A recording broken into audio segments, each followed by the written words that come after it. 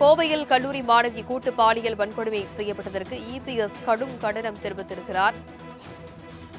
பெண்கள் பாதுகாப்பை ஸ்டாலின் மாடல் திமுக அரசு குழி தோண்டி புதைத்து விட்டது என திமுக மீது விமர்சனமை முன்வைத்து அவர் தெரிவித்திருக்கிறார்.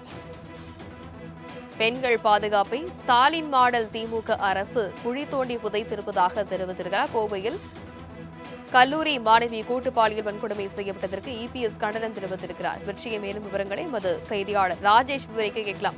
வணக்கம் ராஜேஷ். எதிர்க்கட்சித் தலைவர் எடப்பாடி பழனிசாமி தனது கண்டன செய்தியில் மேலும் என்னென்ன விஷயங்கள் எல்லாம் குறிப்பிட்டிருக்கிறார்? தனலட்சுமி வணக்கம். 2ஆம் தேதி அன்று இரவில் கோவை விமான நிலையத்தின் பின்புறம் நண்பர்களுடன் பேசிக் கொண்டிருந்த கல்லூரி மாணவியை 3 இளைஞர்கள் தாக்கி கடத்தி சென்று பாலியல் வன்கொடுமை செய்த நிலையில் வன்கொடுமைக்கு பிறகு பாதிப்புக்குள்ளான மாணவியை தனியார் கல்லூரி பின்புறம் தூக்கிவிட்டு தப்பி சென்றுள்ளனர் என அதிமுகவின் பொதுச் செயலாளரும் தமிழக எதிர்க்கட்சி தலைவருமான எடப்பாடி கே பழனிசாமி தனது எக்ஸ் தளத்தின் வாயிலாக தெரிவித்திருக்கிறார்.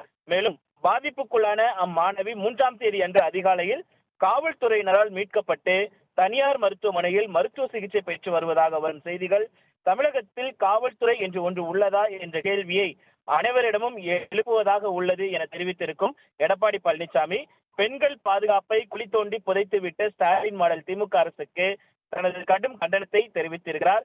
மேலும் அதிமுக ஆட்சியில் இந்தியாவிலேயே பெண்கள் பாதுகாப்பாக வாழ தகுந்த மாநிலம் முதன்மை மாநிலமாக தமிழ்நாடு விளங்கியது குறிப்பாக எனது தலைமையிலான ஆட்சியில் இந்தியாவிலேயே பெண்கள் பாதுகாப்பாக வாழ தகுந்த மாநிலங்களில் தமிழ்நாடு முதலிடமும், பெருநகரங்களில் சென்னை முதலிடமும், நகரங்களில் கோயம்புத்தூர் தொடர்ந்து இடம்பெற்று வந்தன.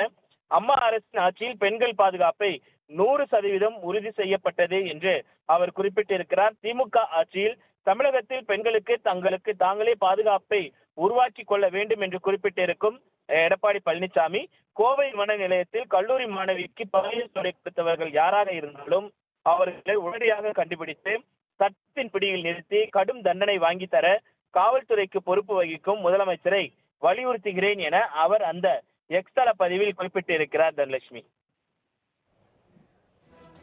விவரங்களுக்கு நன்றி ராஜேஷ்.